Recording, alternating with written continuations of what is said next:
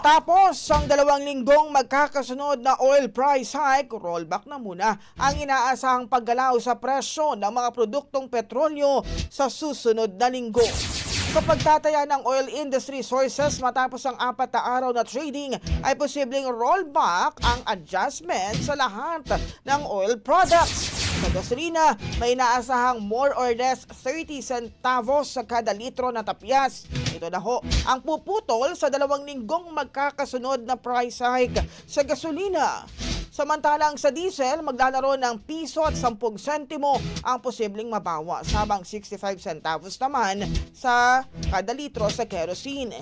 Ilan sa tinitinang dahilan ay ang oversupply sa OPEC, Russia at sa US.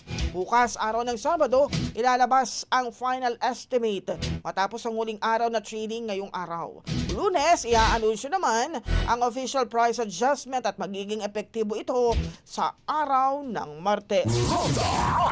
Ang bahaging ito ay hatid sa atin ng Drive Max Coffee. Ligayang tuloy-tuloy!